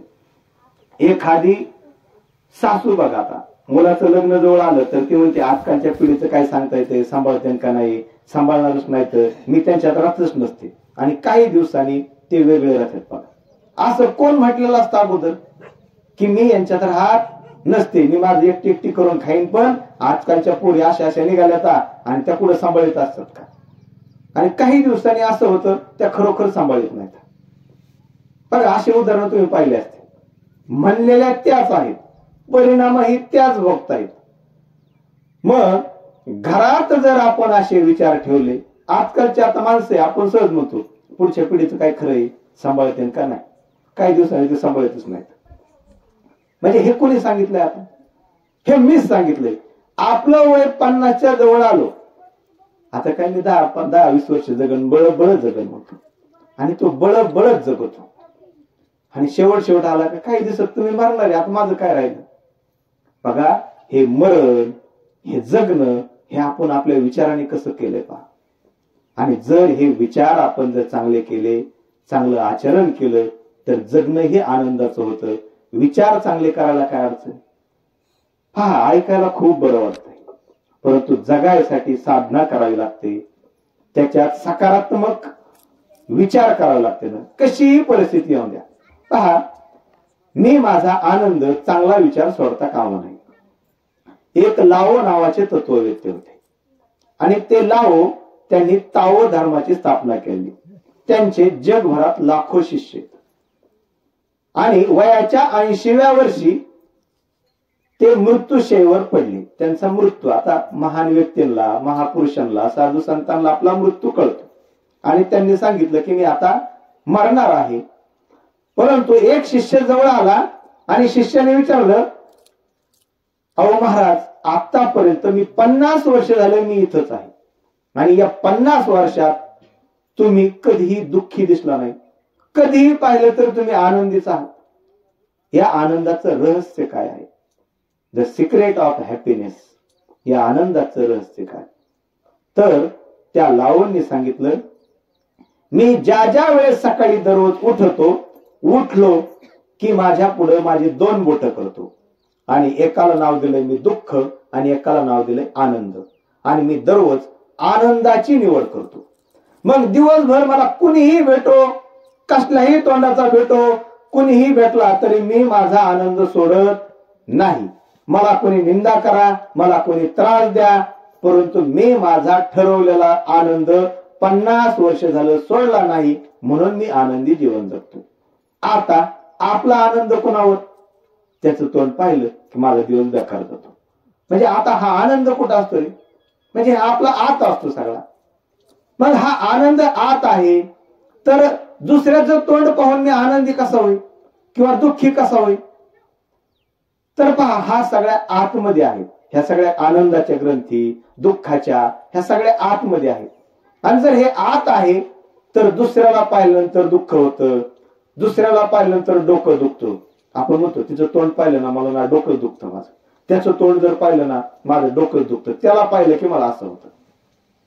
एखाद्याचा भीतीमुळे पोटात गोळा येतो, आणि ज्याला म्हणजे थायरॉइडचे किंवा इतर आजार आहेत, हे आजार सुद्धा विचारात. मी आता एक पुस्तक वाचतोय, म्हणजे त्या पुस्तकात आपले आजार आणि आपले विचार कसे कारणीभूत आहेत. म्हणजे हे संतांनी सांगितलं, मन करावे प्रसन्न सर्व सिद्धीचे कारण. हे सगळे संतांची वचनं आहेत आणि त्यांनी लिहिलेले हे दृष्टांत आहेत, त्यांनी सांगितलेले मार्ग आहेत. आपले आजार कसे असतात पहा. जो जास्त चिडचिड करतो ना त्याचा अंग खाजायला काही दिवसांनी सुरुवात होते. पहा, ज्याला थायरॉइडचा प्रॉब्लेम आहे ना, एक तर तो दुसऱ्याला वाईट बोलतोय किंवा त्याचं दुःख दाबून ठेवतोय. हे 2च कारण आहेत त्याला. म्हणजे त्याचं दुःख तो मोकळेपणाने मांडत नाही किंवा बोलताना तो वाईट बोलतो. म्हणजे या गोष्टीमुळे हे आजार आहेत. आणि हे आपले आजार आपल्या शरीरात, आपलं पहा शरीर हे 7 चक्राचं आहे. म्हणजे हे 7 सप्त चक्रावर आधारित हे पहा. हे शेकमोद महाराजांनी, ज्ञानेश्वर महाराज हे योगी होते आणि त्यांनी सांगितलेले हे चक्र, आणि ते चक्राचा परिणाम काय होतो. म्हणजे चक्र अनबॅलन्स झाले की त्या तिथले भाग दुखतात, त्रास होतो. आणि एखाद्या चांगल्या ठिकाणी गेलो, मंदिरात गेलं की आपले ते चक्र ऍक्टिव्ह होतात. मग ते चक्र कोणते येतं? तर एक मूलाधार चक्र आहे, एक स्वादिष्टान चक्र आहे, इथं मणिपूर चक्र आहे, इथं अनाहत चक्र आहे, इथं विशुद्ध चक्र आहे, इथं आज्ञा चक्र आहे, आणि इथं सहस्रार चक्र आहे. हे 7 चक्र आपले शरीर चालवतात. मग हे चक्र आहे, आता इथं विशुद्ध चक्र आहे समजा, आणि हे चक्र अनबॅलन्स म्हणजे बिघाड झाला याचा, वाईट बोलून किंवा दुःख दाबून, तर त्याचा परिणाम इथल्या ग्रंथीवर होतो आणि थायरॉइडचा प्रॉब्लेम होतो. हृदयरोग का होतात? तर आपलं हे अनाहत चक्र, हे चक्र बिघडलं. म्हणजे आपण एखाद्यावर प्रेम नाही केलं, आनंदी नाही राहिलो, तर हे चक्र बिघडतं. मग हार्ट अटॅक, वेगवेगळे झटके, लकवा किंवा हे हृदयाशी जे आजार आहेत ते आपल्याला आजार होतात. मग बघा, चांगलं वागलं तर सगळे चक्र नीट राहतात, नाहीतर आपण काही चक्रच बिघडले सगळे. बघा, हे चक्र बिघडले की आपलं सगळंच बिघडून जातं. म्हणून लक्षात ठेवा, हे चक्र नीट चालले तर संसार जसं 2 रथाचे आपण चाक म्हणतो, 2 चाक आहे, तसं हे 7 चाकावर चालतं, हे महत्वाचे. आणि हे जरी बिघडले तर आपला बॅलन्स बिघडतो. म्हणजे आपल्याला येणार आनंद, हे दुःख, हे सगळे या चक्रावर अवलंबून आहे. आणि हे चक्र आपण जपले पाहिजे. आपलं शरीर जसं पंचमहाभूतांचं आहे, आता हे सगळे या नाशिवंत शरीराची भूषण आहे, त्याच्यावर हे पंचमहाभूतांचं आहे, तसं पंचकोशाचं आहे. आता हे पंचकोश कोणते? तर आपला अन्नमय कोश आहे, प्राणमय कोश आहे, मनोमय कोश आहे, विज्ञानमय कोश आहे आणि आनंदमय कोश आहे. या 5 कोशावर आपलं शरीर चालतं. मग अन्नमय कोशासाठी मला चांगलं खावं लागेल. चांगलं खाल्लं तर माझं शरीर चांगलं राहील. वाईट खाल्लं तर पचायला वेळ लागतो, त्याचा त्रास होतो, आणि त्याचा त्रास झाला की आपला हा अन्नमय कोश बिघडतो. त्याच्यानंतर असतं आपलं प्राणमय कोश. आपण जर प्राणायाम केले, व्यायाम केला, तर आपल्या शरीराला पहा, एखाद्या पायाला मुंगे येतात किंवा हाताला त्रास होतो, तर त्याला प्राणायाम केल्यानंतर तर ती ऊर्जा, तो ऑक्सिजन तिथपर्यंत पोहोचवले जातो. आम्ही मिरज गावात गेल्या 4 वर्षापासून एक SSY नावाचा कोर्स आहे बघा, सिद्ध समाधी योग. आता 20 तारखेनंतर त्याची बॅच चालू होती. म्हणजे मी मुलांचा एक बॅच घेतली होती. हे मुलांनाही सुद्धा कसा उपयोगीला आहे त्यांना सुद्धा आम्ही भारत विद्यालयात तिथे एक बॅच घेतली होती 50 मुलांची. आणि मी त्याचं टीचर ट्रेनिंग केलेलं. म्हणजे मी हे सांगतोय म्हणजे हे वाचून सांगत नाही. तर हे मी पुण्याला 11 दिवस, खोपोलीला होतो, परत इकडे लोणीला होतो. याचे कोर्स केले. हे चक्र काय काम करतात, या प्राणायामाने शरीरावर काय परिणाम होतो, आणि या संतांनी ग्रंथात काय सांगितलं. मी योग संग्राम वाचल्यानंतर माझ्या लक्षात आलं की याच्यात सांगितलं जातं कुंभक, रेचक, शून्य ह्या अवस्था काय आहेत, हे प्राणायाम केल्यानंतर हे कसं थांबायचं. आणि ती एक उत्सुकता लागली आणि ते कोर्स करत गेलो. आणि ते आपल्याला शरीरासाठी किती उपयोगीच आहे ह्या संतांनी एवढं लिहून ठेवलंय आपल्याला. ते जर आपण कृतीत आणलं तर नक्की जीवन चांगलं. मग हा प्राणमय कोश आहे. तर त्याच्या मुद्रा असतात, म्हणजे चिन्मुद्रा, चिन्मय मुद्रा, आदी मुद्रा. म्हणजे ह्या ज्या मुद्रा आहेत त्या मुद्रा केल्यानंतर तिथपर्यंत तो ऑक्सिजन पोहोचला जातो. समजा पाय दुखतोय, आपण म्हणतो गुडघ्याला त्रास होतोय, पायाला त्रास होतोय, याचा अर्थ तिथपर्यंत तो ऑक्सिजन रक्त प्रवाह व्यवस्थित होत नाही. आणि मग आपण इंजेक्शन गोळ्या घेतो, काही दिवसांनी पुन्हा तेच चालू होतं. पण तो जर आपण ती मुद्रा केली तर तिथपर्यंत लगेच तो ऑक्सिजन जातो आणि लगेच तात्काळ आपल्याला बरं वाटायला सुरुवात होते. पण ह्याला सातत्य लागतं. एक दिवस केलं परत 10 दिवसांनी म्हटलं माझा अजून दुखत आहे. आता व्यायाम तर दररोज करावा लागेल का नाही. जर व्यायाम दररोज केला तर त्याचा रिझल्ट दररोजची दररोज आहे असं आहे का. काही जण सांगतो का, तुमच्यापैकी जुने माणसं आहेत की आम्ही पहिल्या काळातले व्यायाम करायचो. आज त्याचा काय उपयोग. आजचा आजच करावा. आज जगायचं म्हणलं आज खावा लागेल, आजची हवा श्वास आजच घ्यावा लागेल. तसा सकाळी व्यायाम केला, प्राणायाम केले तर दिवसभर आपण फ्रेश राहू. मग आपल्याला ह्या गोष्टी जर करता आल्या तर आपल्याला आनंदाचा मार्ग सापडेल. आणि शेख मोहम्मद महाराजांनी तर सांगितलंय की मला तो मार्ग सांगा, परी उंच लाधेचे ना ठाणे नीर मधुर जैसे. म्हणजे मला असा मार्ग, दुःखाचा मार्ग नको, तर देवा मला आनंदाचाच मार्ग सांग. तर या गोष्टीचा जर आपण विचार केला तर नक्की आपलं जीवन आनंदाचं होईल. आणि हा आनंद या जीवनाचा सुगंधा परी दरवळावा. म्हणजे आपण आनंद आनंद म्हणतो, तो आनंद सगळा आपल्यात आहे. आनंदी जीवन हे आपलं आहे. आणि आपण दुसऱ्यावर अवलंबून न राहता माझं मला आनंदी जगता आलं पाहिजे. नाहीतर हा असा म्हटला, तो तसा म्हटला, आणि काही गोष्टी टाळा. तुलना करायची टाळा. आता मी पहिल्यांदा सांगितलं तर तुलना केल्याचा परिणाम काय होतो. तुलनामुळं आपला सगळा बॅलन्स बिघडतो आणि कर्जात जातो. नको त्या गोष्टी करून बसतो आणि ते फेडत बसावं लागतं. तुलना करू नका आणि कोणावरही टीका करू नका. निसर्गाचा नियम आहे, प्रतिध्वनी तुम्हाला माहित असत. एखाद्या ठिकाणी गेलं, आवाज दिला तर पुन्हा तो प्रतिध्वनी आपल्याला ऐकू येतो. एखाद्या दरी, उंच दरीच्या ठिकाणी गेलो तर पुन्हा आपल्याला आवाज किंवा तो आवाज घुमतो आणि पुन्हा येतो. तोही प्रतिध्वनी असते. आणि मग तसाच आपण टीका केल्यानंतर तेच पुन्हा आपल्याकडे फिरून फिरून येतं. तर एक मासेमारी करणारा होता आणि हे सत्य उदाहरण येतं. म्हणजे अशी गोष्टी काय सांगत नाही तुम्हाला. तर मासेमारी करणाऱ्याला त्याला एक मोठा मासा सापडला, खूप आनंदात होता आणि त्याचं सगळं जीवन त्या मासेमारीच्या व्यवसायावर होतं. मासे विकीन त्याच वेळेस त्याचं उदरनिर्वाह चालायचा. एका पहिलवानाने काय केलं, तो आला आणि त्याच्या हातातला एक मोठा मासा सापडला होता, तो हिसकून घेतला आणि निघाला. आणि हे गायावाया करायला लागला, अरे माझं जीवन आजचा दिवस त्याच्यावर अवलंबून आहे, अरे नको नेऊ, पैसे तरी दे. त्याने पैसे दिले नाहीत, परंतु तो पहिलवान असल्यामुळं त्याला त्याने त्रास दिला आणि निघून गेला. निघता पुढे गेल्यानंतर काही काळानंतर पुढे गेला आणि त्याला तो मासा नेमकं जिवंत होता, नुकताच त्याने पकडलेला होता आणि त्याच्या बोटाला तो चावला. आता चावल्यानंतर अशी परिस्थिती आली की 2-3 दिवस दुखायला लागला, सारखं दुखायचा आणि डॉक्टरांकडे गेला तर पार ते बोट दुखायला लागलं. डॉक्टरांनी सांगितलं ते चावल्याचं इन्फेक्शन झालंय, तुम्ही काय करा, ते बोट काढावं लागलं. आता बोट काढलं आता डॉक्टरांनी सांगितलं करावंच लागत. बोट काढलं, बोट काढल्यानंतर पुन्हा काही दिवसानंतर इन्फेक्शन वाढलं, अर्धा हात कापावा लागला, नंतर सगळा हातच कापावा लागला. तो शेवटी डॉक्टरांकडे जाण्याऐवजी एका साधूकडे गेला. म्हटलं मला असं का होतंय म्हटलं. ते म्हटलं ही कशामुळे झालं. तो म्हटलं काय नाही, मी एक जणाकडून बळजबरीने मासा हिसकून घेतला होता. म्हटली त्याच्याकडे जा.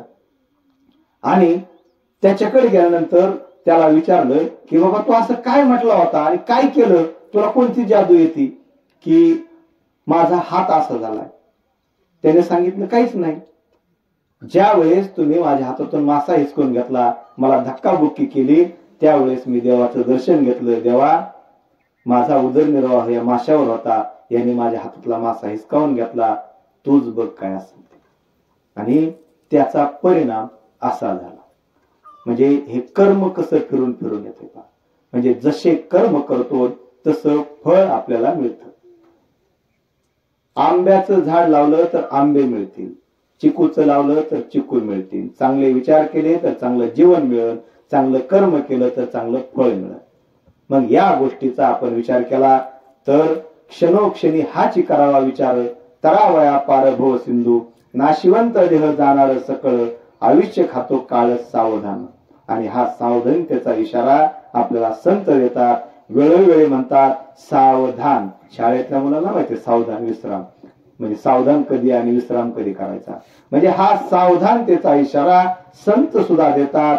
हा नाशिवंत देह जाणार आहे, आता तरी बाळा तू सावधान हो. आणि तू कोण आहे, तुझा जन्म कशासाठी आहे हे तुला जाणून घ्यावा लागेल. आणि संत समागमे धरावी आवडी, करावी तातडी परमार्थाची. आणि संतांच्या संगतीत जावं लागेल. संगती 3 प्रकारची आता, म्हणजे विसंगती, कुसंगती आणि संत संगती. मग आता ही विसंगती कोणती. आपण एखाद्या लग्नात किंवा एखादं कार्यक्रम आहे, अशा ठिकाणी आपण एकत्र येतो. आपल्याला माहित नसतं कोण कोण येणार आहे, परंतु एकमेकांच्या भेटी होतात. माहित नसतं, ती विसंगती. अचानक भेट होणं ही विसंगती. पण कुसंगती म्हणजे वाईट संगती. मग ही वाईट संगती कोणती. वाईट विचाराशी केलेली संगती. मोबाईल जेवढा चांगला तेवढाच वाईट. मग याच्याबरोबर कायमस्वरूपी संगत केली तर तीही वाईट आहे. मग चांगली संगत कोणाची धरा तर संत संगती. मग आता ही संत कोण. संतांचे ग्रंथ आहेत, अभंग आहेत, संत विचार आहेत, चांगली माणसं या जगात आहेत. आणि चांगले विचार ऐका, चांगली पुस्तकं वाचा. हे पुस्तक सुद्धा हे चांगली संगती आहे. त्याला मार्ग आहेत. परंतु आपल्याला काय वाटतं आता संत ज्ञानेश्वर, शेख मोहम्मद महाराज, तुकाराम आता संत नाहीत. मग आता संत संगती कोणती. त्यांनी लिहिलेले ग्रंथ पहा. आपल्याला जन्माला संत आले म्हणून त्यांनी एक पंथ सांगितला, ग्रंथ लिहिले आणि त्या ग्रंथातून आपल्याला भगवंत सांगितलं. म्हणजे हा एक मार्ग आहे. म्हणजे संत, पंथ, ग्रंथ आणि भगवंत. मग जर आपण ते ग्रंथ वाचले तर आपल्याला ती संगती जडली तर आपल्याला जो वाचतो पुस्तक त्याचं सुधारतं मस्तक. मग आपल्याला आपलं मस्तक सुधारायचं असेल तर आपल्याला हे ग्रंथ वाचावे लागते. वाचून त्याच्यावर चिंतन मनन करावं लागेल. नुसतं वाचन म्हणजे शिक्षण नाही, तर आपल्याला ते समजून घ्यावं लागेल. आणि ते जर आपल्याला समजलं तर नक्की आपल्याला त्याच्यातून चांगला मार्ग मिळेल. आणि आपलं शरीर हे 7 खांबावर आहे. मग हे 7 खांब कोणतं आहे तर आपलं शरीर आहे. आणि शरीरातला मी तुम्हाला सांगितलंय अन्नमय कोश, प्राणमय कोश, मनोमय कोश. आपलं मन चांगलं ठेवावं लागेल. मन चांगलं झालं, आपण प्राणायाम केले, ध्यान केलं तर आपल्याला विज्ञान म्हणजे ज्ञान मिळतं. आणि या 4ही गोष्टी चांगल्या झाल्या की आपल्या आनंदी जीवनाची आपल्याला गुरुकिल्ली सापडते. मग या आनंदाची गुरुकिल्ली जर आपल्याला सापडली तर आपलं जीवन आनंदी होईल. मग यासाठी आपल्याला आपलं शरीर चांगलं असेल तर आपलं मन चांगलं होतं. मन चांगलं असेल तर आपण सगळ्यांसंग चांगलं बोलतो, म्हणजे नातेसंबंध चांगले होतात. सगळं जर चांगलं असेल तर आपण चांगल्या गोष्टी शिकतो. चांगलं शिकलं तर आपल्याला चांगली संपत्ती मिळते. चांगली संपत्ती मिळाली, सगळं जर चांगलं मिळालं तर आपली आध्यात्मिक उन्नती होते. आणि हे आपलं चांगलं जीवन आपण चांगलं जगू शकतो. आणि या गोष्टीचा आपण नक्की विचार करतो. कारण पुण्यस्मरण म्हटल्यानंतर आपण काहीतरी जीवनात संकल्प केले, चांगले विचार केले, किंवा मला इथून प्रत्येक कार्यक्रमातून प्रत्येक दिवस नवा असतो. सकाळी उठल्यापासून एक निश्चय करून उठा, मी आनंदी जगणार, मी दिवसभर चांगला विचार करणार आणि या चांगल्या विचाराने जगणार. आणि हे जर आपण केलं तर नक्की आपलं जीवन चांगलं होईल. आणि आपल्याला जे थोरांनी संस्कार दिले, ते चांगले विचार दिले, आणि या विचारात जर जगलो तर हे आपलं आनंदी जीवन जाईल. आणि या आनंदासाठी आपल्याला काय करायचंय तर सरळ सरळ सोपं आहे की काहीच करायचं नाही. आनंद कुठं आहे तर आत आहे. कष्ट करायचेत का? पहा, आपला जन्म आनंदासाठी आहे. आणि एक नियम आहे, आंब्याचं झाड आंबा देतं, चिकूचं फळ चिकू देतं, कष्टाचं फळ कष्टच देतं. आपला बुद्धीने जो काम करतो ते श्रीमंत होतात. आणखीन कितीतरी लोक पाहिले असतील तर आपण सहज म्हणतो प्रामाणिकपणे तो कष्ट केला, मागच्यांनी केले, पुढची पिढी करते. आपला मनुष्य देह, आपल्याला दिलेली बुद्धी, ज्याने बुद्धीचा वापर केला ते श्रीमंत झाले, नोकरीला ते लागले, उद्योगात तेच यशस्वी झाले. आणि आपलं काय असतं की खूप कष्ट करा. आता नवीन नवीन साधनं आले, त्या साधनांद्वारे स्मार्ट वर्क केलं, म्हणजे गाढव काम करण्यापेक्षा चांगल्या पद्धतीने काम केलं तर उन्नती लवकर होते. परंतु कष्टाचं फळ कष्ट, तसं दुःखाचं फळ काय? दुःख. मी जर दुःखी असलो तर मला काय मिळेल? दुःखच मिळेल. मी आनंदी असेल तर मला काय मिळेल? आनंदच मिळेल. म्हणून आपलं मन प्रसन्न ठेवा. आणि शेख मोहम्मद महाराज एका ओळीतून सांगतात, म्हणजे न कळता मनाचे गुह्य, म्हणती मन हेची धर्म अधर्म, गुह्य कळल्या मन हेची साकार परब्रह्म. आणि तुकाराम महाराज सांगतात, मन करारे प्रसन्न सर्व सिद्धीचे कारण. म्हणजे जर आपल्याला प्रसन्न जीवन जगायचं असेल तर आपलं मन चांगलं पाहिजे. आनंदी जीवनासाठी मन चांगलं पाहिजे. आणि आपलं मन हे दोन प्रकारचं असतं. एक बाह्य मन आणि अंतर्मन, आणि नंतर असतं दिव्य मन. पहा, आता दोन प्रकार. ह्या तिसरा कोणता आहे? तो दिव्य मन. बाह्य मन, आपण एकमेकांशी जे बोलतो ते बाह्य मन. आणि हे बोलून बोलून सारखं सारखं तेच तेच तेच तेच करून ते अंतर्मनात जातं. आणि दिव्य मन त्याला तथास्तु म्हणतात. आपण एखाद्याला आपण वाईट वाईट बोलत राहिलो तर ते अंतर्मनात तसंच रुजतं. आपण साधं उदाहरण पहा, सायकल शिकलो असतो, पोहायला शिकलो असतो, की आता सायकल शिकायच्या वेळेस काय झालेलं असतं की शिकता शिकता सुरुवातीला पडतो, पुन्हा उठतो, आणि शिकल्यानंतर आपण हातही सोडतो, इकडं तिकडं पाहतो, रमत गमत सायकल खेळतो.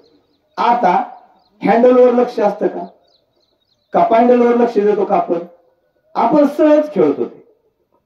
मग ती बाह्य मनातून अंतर्मनात ती गेल्यानंतर आपल्याला ते कळतं. म्हणजे न कळत त्या गोष्टी होतात. पोहायच्या वेळेस आता पहिल्यांदा उतरला, हात हलू का पाय हलू, हात हलावा तर पाय जाते, पाय हलावा तर हात मोकळे पडतात, आता काय करायचं? परंतु शिकल्यानंतर आपण सहज जरी उडी मारली आणि न हात पाय हलवताही आपण थोडा वेळ तरंगतो.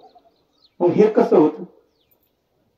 तर अगोदर ते बाह्य मनात होतं, ती कृती करून करून ते अंतर्मनात गेलं, आणि अंतर्मनातून दिव्य मनाने फक्त म्हणत असतं तथास्तु.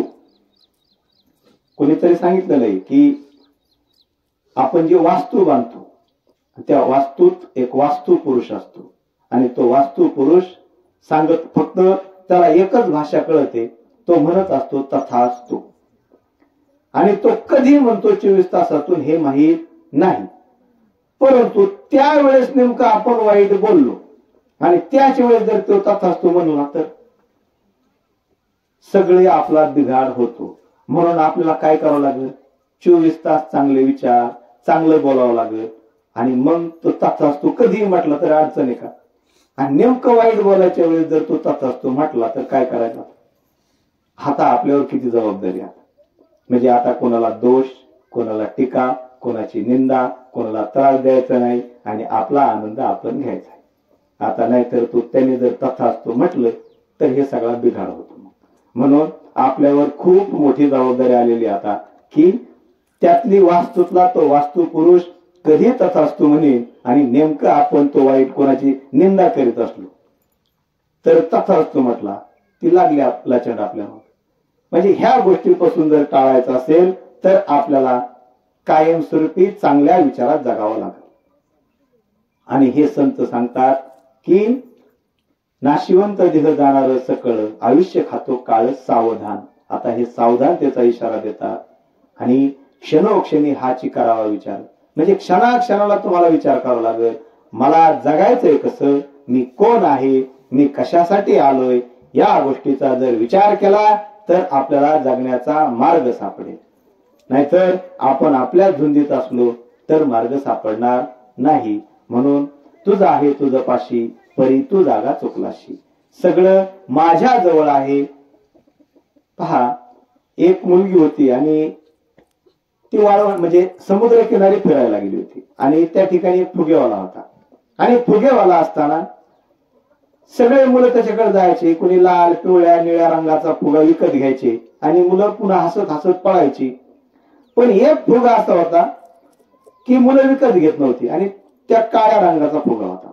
त्या मुलीला प्रश्न पडला सगळे फुगे विकत घेता येत वेगवेगळ्या रंगाचे पण काळ्या रंगाचा फुगा हे विकत का घेत नाहीत. म्हणून ती मुलगी गेली आणि त्या काकांना विचारलं अहो काका काका म्हणजे लाल पिवळा निळा हिरवा वेगवेगळ्या रंगाची फुगे मुलं विकत घेतायत, काळ्या रंगाचा फुगा कोणी विकत घेत नाही, याचा अर्थ तो उडत नाही का. मग त्या काकांनी सांगितलं अरे बाळा असं काहीच नाही. इतर फुग्यामध्ये जे तत्व आहे हवा तेच काळ्या रंगाच्या फुग्यामध्ये आहे आणि याचा रंगाशी काही संबंध नाही. आणि मग तिच्या लक्षात आलं की हाही फुगा उडतो, तिने घेतला, त्याने उडून पाहिला उडतोय. तस माझ्या हृदयात कोणते विचार आहेत याच्यावरून माझं जीवन समृद्ध होत. मी जे उडतो, आपल्याला उडायचं नाही तर परत म्हणतात उडायचं कसं आटायचं. म्हणजे माझ्यात आनंद असेल तर माझं जीवन समृद्ध आहे. म्हणजे माझा रंग कसा आहे, माझी परिस्थिती कशी आहे याचा काही संबंध नाही, सगळं माझ्यात आहे. म्हणजे तो आनंद, प्रेम, जिव्हाळा, माया, ममता हे सगळं माझ्या अंतरंगात आहे. आणि जे अंतरंगात चांगल्या चांगल्या गोष्टी आहेत त्यातून आपण उंची गाठू शकतो, उडू शकतो. म्हणजे आपण चांगलं जीवन जगू शकतो. आणि या गोष्टीचा जर विचार केला तर आपल्या अंतरंगात इथून पुढे काय भरायचंय तर आपल्याला चांगले विचार आणि तो आनंद भरावा लागेल. म्हणजे भरायची गरज नाही, तो आत आहे. परंतु जसं सकारात्मक विचार कसे आणायचे, आता आपल्या मनात विचार केला की सगळे निगेटिव्ह विचार येत होतं. डोळे बंद केले तरी तसेच विचार, डोळे उघडे ठेवले तरी तसेच विचार. आता एखादं शेत आहे आणि ते जर पेरलंच नाही तर काय होणार, पाऊस पडला की तण येणार. म्हणजे ते तण म्हणजे काय, ते निगेटिव्ह विचार आहेत. पण आपण जर पेरलं आणि पेरल्यानंतर काय होतं, पीक उगत आणि आपण पीक आलं की तण कमी होतं. म्हणजे त्याची तण काढून टाकतो आपण. म्हणजे निगेटिव्ह विचार म्हणजे वाईट विचार काढून टाकतो आणि हे चांगले विचार. आता आपल्या मनातल्या वाईट विचारांचा विचार नाही करायचा, आपण चांगल्याचाच विचार करायचा. चांगल्याचा विचार केला की वाईट विचार निघून जातील. मग ह्या गोष्टीचा जर विचार केला तर आपल्या मनातले विचार निघून जातील. म्हणून आपल्या मनातले विचार वाईट येतं म्हणजे पहा आता हे विचार येतं, विचार थांबवता येत नाही. मग हा विचार थांबवता येत नाही पण चांगले विचार करता येतात आणि या विचाराने आपल्याला काम करावं लागेल. आणि आपल्याला जर आनंद जीवन जगायचं असेल तर आपले विचार हे सकारात्मक पाहिजे. नाहीतर जे दुःखाचे मार्ग सांगितले तर जन्म मृत्यू म्हणजे आपल्याला सगळ्यात जास्त भीती, सगळा खटाटोप कशासाठी असतो की मृत्यूची भीती. म्हणजे काळानुसार अनेक काळापासून आपल्याला भीती एकच आहे की मृत्यू कधी येईल ते सांगता येत नाही आणि त्या भीतीपोटी आपण जगत राहतो. अनेक कार्यक्रमाला जा, दान धर्म कर, हे सगळं कशासाठी, ही भीती आहे म्हणून. आणि या भीतीपोटी बरेचशा गोष्टी आपण करत राहतो. संपत्ती कशासाठी करायची, की बाबा आजारी पडलो, काहीतरी झालं तर बाबा माझ्याकडे पैसे पाहिजे, मग ही भीती. आणि ह्या सगळ्या भीतीपोटी आपण जगत राहतो. भीतीपोटी माणसं गोळा करतो, म्हणजे संबंध सुधारतो, नातेवाईक जमा करतो की बाबा कोणीतरी कामाला येईन कधीतरी. मग ह्या गोष्टी जर आनंदाने केल्यात, मरण येणार हे आपण जर स्वीकारलं तर पहा, एकनाथ महाराजांचा प्रसंग आपल्याला माहिती, किंवा त्यांना एका साधकाने विचारलं होतं की तुम्ही आनंदी जीवन कसं जगता, बाबा कायमस्वरूपी हे जीवन कसं जगता. तर त्यावेळेस त्यांनी काही उत्तर दिलं नाही. परंतु एक दिवस तोच तरुण त्यांच्याकडे आला आणि हे आपले ध्यान धारण्याला बसले होते. डोळे उघडले तर पाहतात तर काय, त्यांना जो प्रश्न विचारला होता अगोदर तोच तरुण समोरून आलेला. आणि त्या तरुणाला म्हटले, ज्या वेळेस तू समोरून येत होता त्यावेळेस मला तुझा मृत्यू दिसला, म्हटले तुझ्या भोवती काळ फिरवतोय म्हटले. आता तर तो घाबरला, एकदम सुखात होता, मजेत होता, आणि म्हटला माझा मृत्यू. एकनाथ महाराजांनी सांगितलं 7 दिवसात तुझा मृत्यू आहे. आता तू तर आणखीन घाबरला, 7 दिवसात असं म्हटल्याबरोबर तो घाबरला. आता त्याचे हातपाय गळून गेले. हातपाय गळाल्यानंतर आता काय करायचं त्याच्या पुढे प्रश्न. पण त्यांनी मनाला समजून सांगितलं माझ्याकडे फक्त 7च दिवस आहेत. आणि मग चालता चालता जो जो भेटला त्याला माफी मागायचा. कोणाला बांधावरून भांडला असेल, शेजारशांशी भांडला असेल, जो भेटन त्याची माफी मागायचा आणि म्हणायचा माझ्याकडून काही चुकलं असेल तर माफ कर म्हणायचा. जो भेटन त्याची माफी मागायचा. गावातल्या ज्याला ज्याला त्रास दिला त्याची माफी मागायचा. आणि शेवटी घरी आला. घरी आल्यानंतर घरच्यांना सांगितलं इतक्या दिवस बायकोला त्रास दिलेला, मुलांना काहीतरी बोललेला, सगळ्यांची माफी मागितली. म्हटला तो काहीच बोलत नव्हता, परंतु कोणीतरी सांगितलं याचं मरण 7 दिवसात मरण आहे. आणि मग तो हळूहळू आता क्षीण होत चालला. परंतु 7वा दिवस उजाडला. आणि 7वा दिवस उजाडल्यानंतर आता सगळ्यांनी गाववाल्यांनी तयारी केली. आणि एकनाथ महाराजांना कोणीतरी सांगितलं तुम्ही ज्याला म्हटले होते ना मरणार आहे, तर त्याची सगळी तयारी झाली आहे आणि तो तुमची वाट पाहतोय.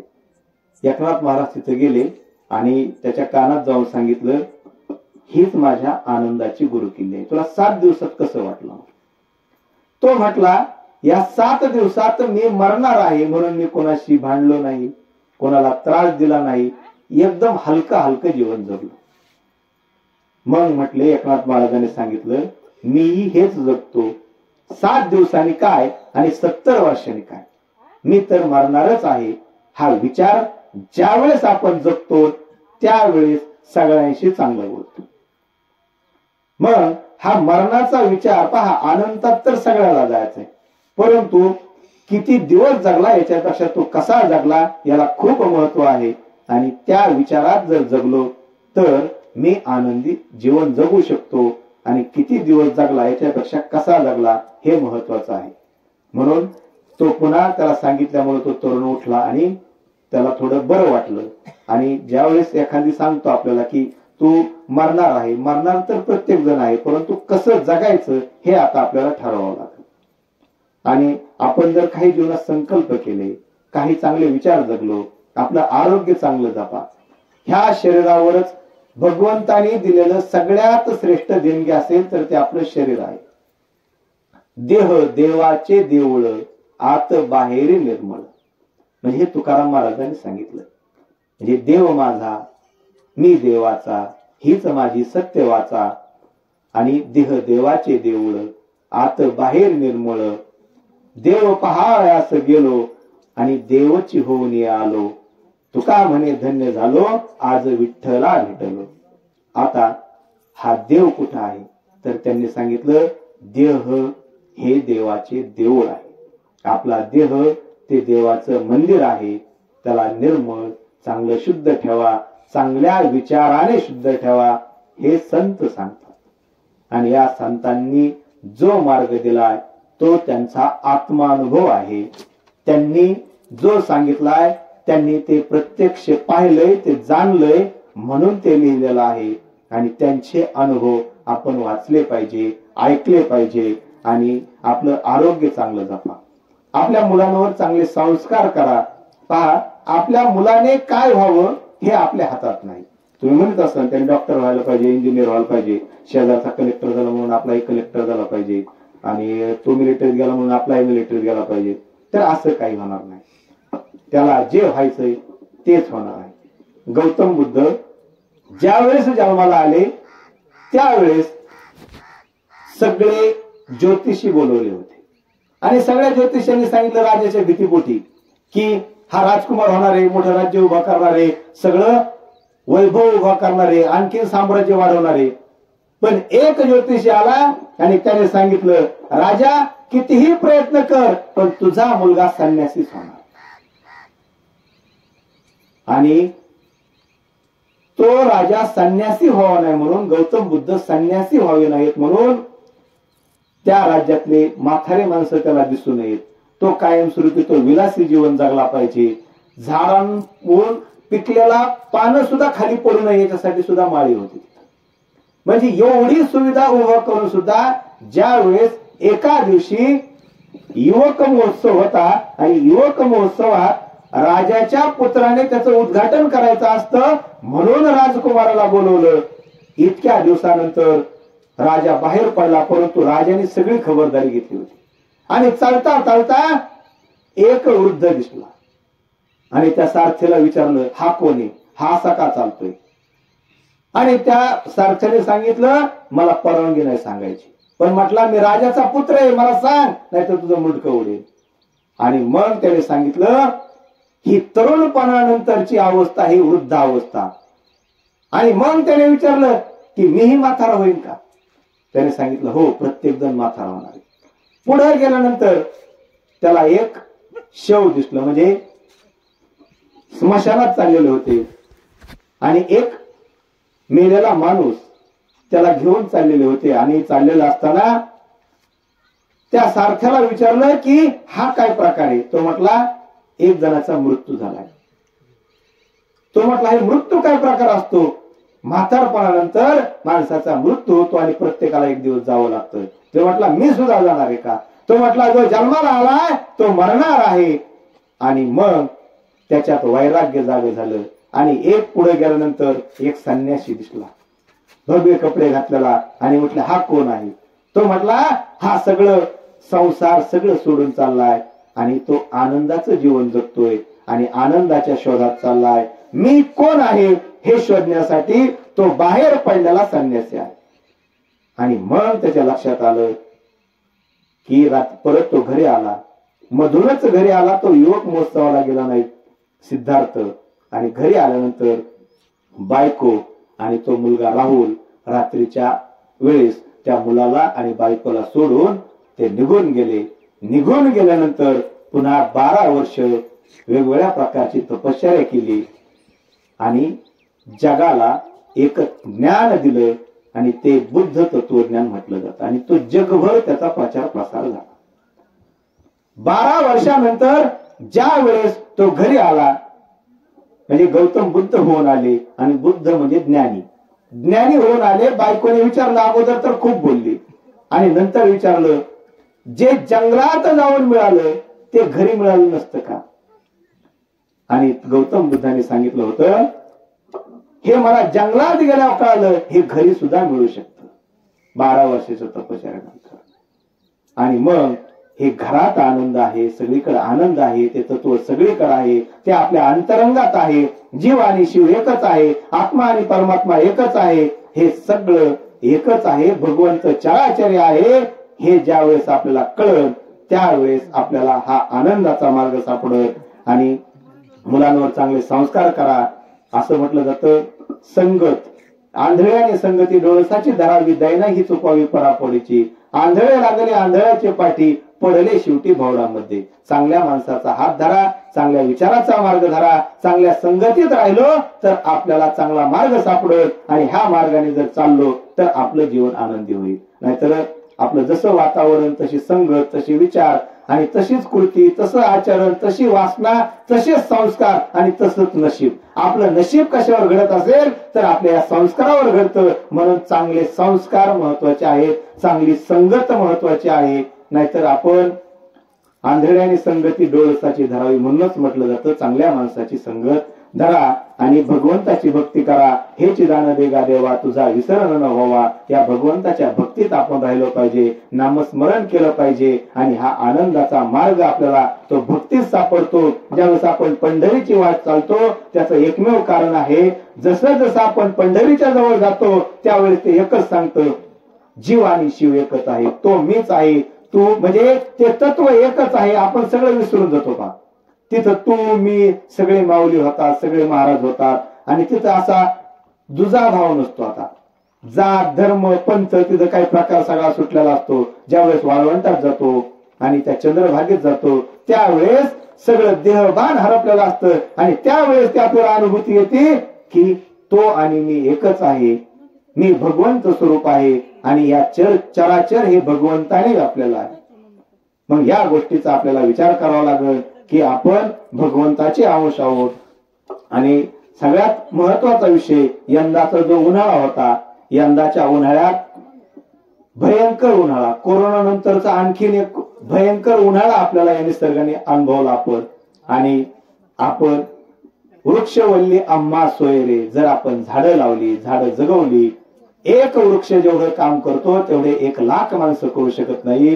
कारण एवढं ऑक्सिजन, एवढी सावली देण्याचं काम एक झाड करतं. म्हणून झाडं लावा, ती जगवा आणि तरच आपल्याला पुढची पिढीला आपण चांगला ऑक्सिजन देऊ, चांगलं निसर्ग देऊ आणि चांगली सावली देऊ. याच्यासाठी झाड एक तरी प्रत्येकाने झाड लावायचा संकल्प करा आणि आपली संपत्ती कमवा. म्हणजे जोडून या धन उत्तम व्यवहारी चांगल्या मार्गाने भरपूर संपत्ती कमवा आणि आनंदाचं जीवन जगा आणि सकारात्मक विचारे जगा. आणि याची देही याची डोळा, भोगी जे मुक्तीचा सोहळा, मेल्यावरी मोक्ष मिळते असे जे म्हणती ते अतिमूर्ख.